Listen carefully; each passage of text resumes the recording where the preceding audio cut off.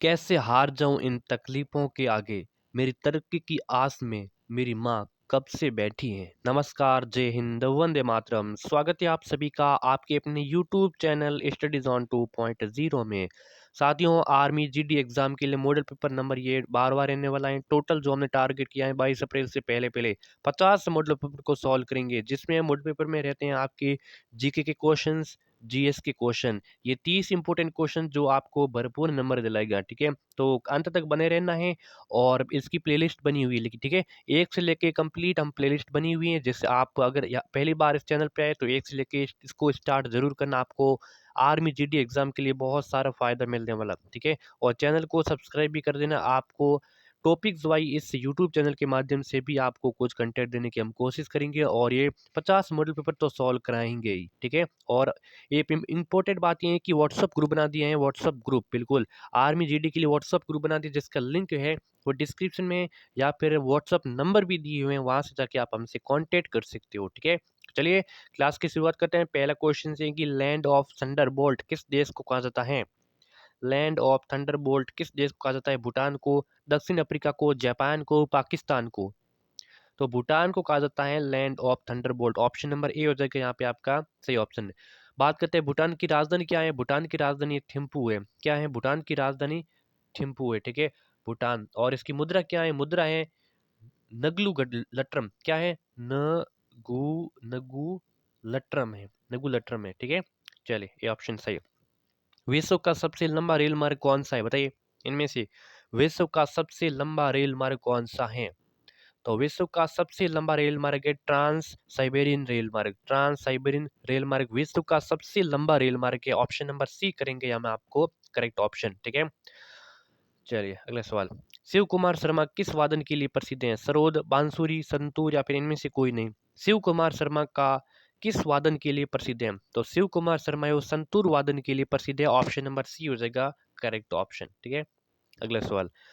हर्यक वंश के किस शासक को कुणिक कहा जाता है? देखिए, हर्यक वंश के किस शासक को कुणिक कहा जाता है?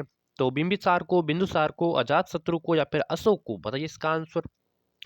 तो अजात शत्रु को कुणिक के नाम से जाना जाता है। ठीक है, अगले सवाल। अरिहंत क्या है? तो पनडुब्बी है, मिसाइल है, अस्त्र है या फिर इनमें से कोई नहीं। अरियंत क्या है, बताइए इसका आंसर। तो अरियंत एक पनडुब्बी है। ऑप्शन नंबर ए हो जाएगा करेक्ट ऑप्शन। क्या है? अरियंत एक पनडुब्बी है। पहले ऑप्शन को करेंगे हम यहाँ पे करेक्ट ऑप्शन। ठीक है, अगला क्वेश्चन से कि यूनियन बैंक ऑफ इंडिया का मुख्यालय कहाँ पे है? कर्नाटक है, वडोदरा है, मुंबई या फिर दिल्ली में। यूनियन बैंक ऑफ इंडिया का मुख्यालय कहाँ पे है? तो यूनियन बैंक ऑफ इंडिया का मुख्यालय है मुंबई में। कहाँ पे है? मुंबई में। ठीक है, इसकी स्थापना कब हुई थी? 1919 ईस्वी में हुई थी। इसका मुख्यालय है मुंबई में। बस इतनी चीजों को ध्यान रखना है। सीमांत गांधी किसका उपनाम था? सरदार पटेल का, खान अब्दुल गफ्फार का, सी आर दास का, फिर इनमें से कोई नहीं। सीमांत गांधी किसका उपनाम था? सीमांत गांधी खान अब्दुल गफ्फार खां का उपनाम था। ऑप्शन नंबर बी बिल्कुल करेक्ट ऑप्शन हो जाएगा। ठीक है, अगला क्वेश्चन। नॉर्मन बोरलॉग पुरस्कार किस क्षेत्र में दिया जाता है, बताइए। नॉर्मन बोरलॉग पुरस्कार किस क्षेत्र में दिया जाता है? साहित्य, सिनेमा, पत्रकारिता या फिर कृषि में दिया जाता है? तो नॉर्मन बोरलॉग पुरस्कार ये कृषि में दिया जाता है। ऑप्शन नंबर डी हो जाएगा करेक्ट ऑप्शन। ठीक है, नॉर्मन बोरलॉग को विश्व में हरित क्रांति का जनक कहा जाता है। ठीक है, इस चीज को भी ध्यान रखो। और ये अमेरिका के एक कृषि वैज्ञानिक थे। चलिए अगला सवाल। गोवा राज्य का निर्माण किस संविधान संशोधन के द्वारा हुआ? गोवा राज्य का निर्माण किस संविधान संशोधन के द्वारा हुआ? 52वें संविधान, 56वें, 42वें या फिर इनमें से कोई नहीं। तो ये हुआ था 56वें संविधान संशोधन के द्वारा। ऑप्शन नंबर बी सही ऑप्शन। अगला सवाल।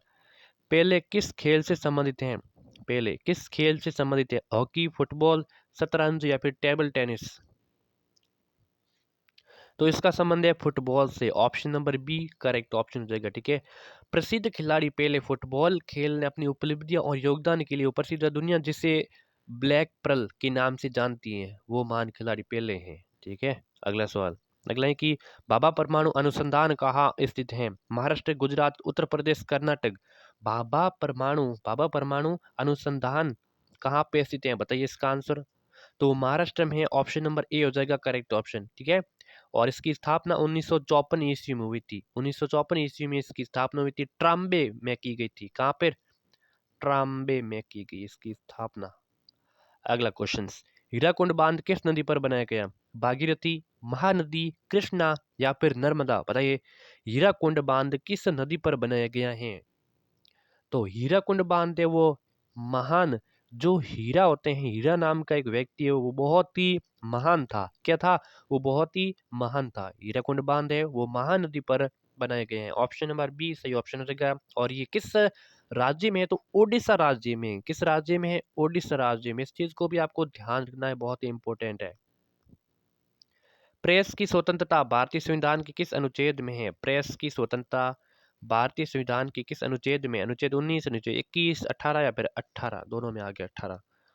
ऑप्शन नंबर सी, सॉरी ए, अनुच्छेद 19 में। अनुच्छेद 19 में प्रेस की स्वतंत्रता है। ठीक है, option number A correct option हो जाएगा। अगला सवाल कि पृथ्वी की जुड़ा बहन किसे कहते हैं? बताइए, पृथ्वी की जुड़वा बहन किसे कहते हैं? मंगल को, शुक्र को, बुध को, शनि को? तो शुक्र को कहते हैं, शुक्र को पृथ्वी की जुड़वा बहन कहा जाता है। और क्या कहता है? पृथ्वी को क्या कहते हैं? पृथ्वी को नीला ग्रह कहता है। ठीक है, पृथ्वी को नीला ग्रह कहा जाता है। ठीक है, शुक्र है वो सौरमंडल का सबसे गर्म ग्रह है और सबसे चमकीला ग्रह है, और इसे भोर या फिर सांझ का तारा भी कहा जाता है। किसको? शुक्र को। ठीक है, अगला सवाल, बिरजू महाराज का संबंध किससे है? तबला वादक से, कथक से, सितार वादक से या फिर इनमें से कोई नहीं? बिरजू महाराज का संबंध किससे है? बताइए इसका आंसर। तो बिरजू महाराज का संबंध है कथक से। ठीक है, कथक से है। अगला सवाल, अब आपके साइंस के क्वेश्चन रहेंगे 16 से लेकर 30 तक। ठीक है, वायुयान के टायरों में कौन सी गैस भरी होती है? वायुयान उड़े जाते हैं, उनके टायर होते हैं, उनके टायरों में कौन सी गैस भरी जाती है? ऑक्सीजन होती है, नाइट्रोजन होती है, हाइड्रोजन होती है या फिर हीलियम होती है? तो उनके टायरों में होती है हीलियम गैस। कौन सी होती है? Helium gas. ठीक है, हीलियम का परमाणु क्रमांक कितना होता है? हीलियम का परमाणु क्रमांक होता है 2। एक किसका होता है? एक होता है हाइड्रोजन का होता है। ठीक है, चलिए अगला सवाल, रेटिना पर बना प्रतिबिंब होता है तो किस प्रकार का होता है? तो रेटिना पर बना प्रतिबिंब वास्तविक व उल्टा होता है। किस प्रकार? वास्तविक व उल्टा होता है रेटिना पर बना प्रतिबिंब। ठीक है, और स्पष्ट देखने के लिए इसकी न्यूनतम दूरी कम से कम 25 सेंटीमीटर होनी चाहिए। कागज खाली जगह से बनता है तो कागज बनता है यूरिया से, सेलुलोज से, शुगर से या फिर इटॉन से? तो कागज बनता है सेलुलोज से। Option number B correct option. प्रकाश विद्युत प्रभाव का प्रतिपादक किसने किया? प्रकाश विद्युत प्रभाव का प्रतिपादक कौन है? तो इसके प्रतिपादक है Einstein. Option number D correct option. प्रकाश विद्युत प्रभाव की व्याख्या आइंस्टीन ने प्लांक के क्वांटम सिद्धांत के आधार पर की। इस सिद्धांत के अनुसार प्रकाश से ऊर्जा के जो छोटे छोटे बंडलों तथा पैकेटों के रूप में चलता है, जिन्हें फोटोन कहा जाता है। दूध का घनत्व निम्न में से किस उपकरण के द्वारा मापा जाता है? बहुत ही सिंपल है, दूध का घनत्व बताइए। दूध या फिर दही से संबंधित ऐसे क्वेश्चन आ जाए तो आपको सीधा आंख बंद करके लैक्टोमीटर मारना है। क्या मारना है? Lactometer. Option number C correct option हो जाएगा। ठीक है, दूध का घनत्व लैक्टोमीटर नामक एक यंत्र होता है, इसमें मापा जाता है। लैक्टोमीटर दूध के विशिष्ट गुरुत्व को मापकर क्रीम की मात्रा का अनुमान लगाता है। कौन? लैक्टोमीटर। अवांछित पेड़ पौधों को निकालने वाली प्रक्रिया को क्या कहते हैं? अवांछित, जो अवांछित पेड़ पौधे होते हैं उनको निकालने की प्रक्रिया को कहते हैं सीडिंग, थ्रेसिंग, विनोइंग या फिर खरपतवार? तो उनको कहते हैं खरपतवार। Option number D correct option. ठीक है, अवांछित पेड़ पौधे खरपतवार कहलाते हैं। विटामिन सी का रासायनिक नाम बताना है। सिट्रिक अम्ल, एस्कॉर्बिक अम्ल, रेटिनॉल या फिर नाइट्रिक अम्ल? तो उसको कहते हैं एस्कॉर्बिक अम्ल। विटामिन सी का रासायनिक नाम क्या है?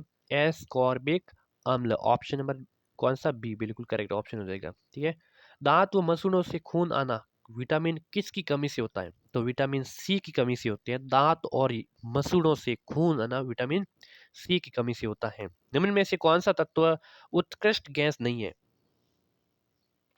कौन सा तत्व उत्कृष्ट गैस नहीं है? रेडॉन, हीलियम, प्राणवायु या फिर नियॉन? कौन सा तत्व है उत्कृष्ट गैस नहीं है इसमें से? तो प्राणवायु है वो उत्कृष्ट गैस नहीं है। ऑप्शन नंबर सी बिल्कुल करेक्ट ऑप्शन हो जाएगा। ठीक है, हरे रोशनी में रखा एक लाल रिबन कैसा दिखाई देगा? बताइए, हरे रोशनी में रखा एक लाल रिबन है वो किस प्रकार दिखाई देता है? नारंगी, काला, पीला या फिर नीला दिखाई देता है? तो वो दिखाई देता है काला। कैसा?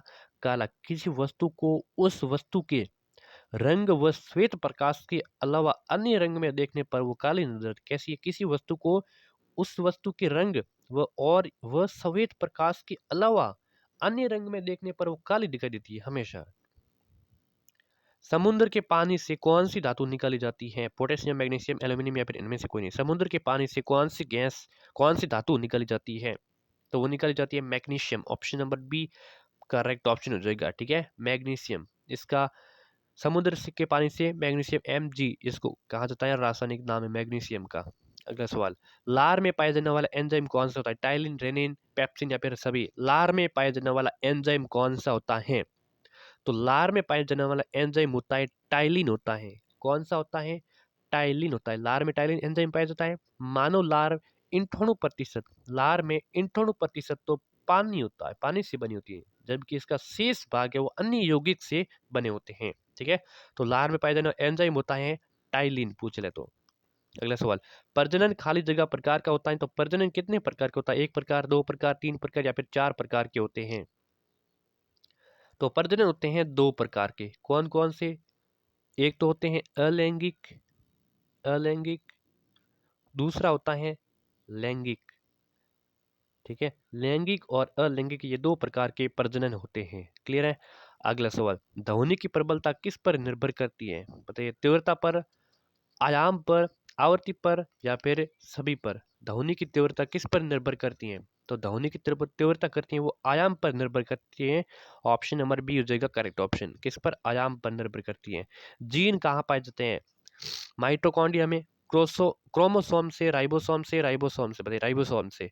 जीन कहाँ पे पाए जाते हैं? तो जीन पाए जाते हैं क्रोमोसोम में। कहाँ पे? क्रोमोसोम में। Option number B correct option हो जाएगा। ठीक है, जीन आनुवांशिक इकाइयां है, आनुवांशिक की इकाइयां हैं जो गुणसूत्रों पर पाई जाती है। ऑप्शन नंबर बी करेंगे यहाँ पे करेक्ट ऑप्शन। तो बस आज के सेशन में 30 इंपॉर्टेंट प्रश्न जीके एंड जीएस करेंगे।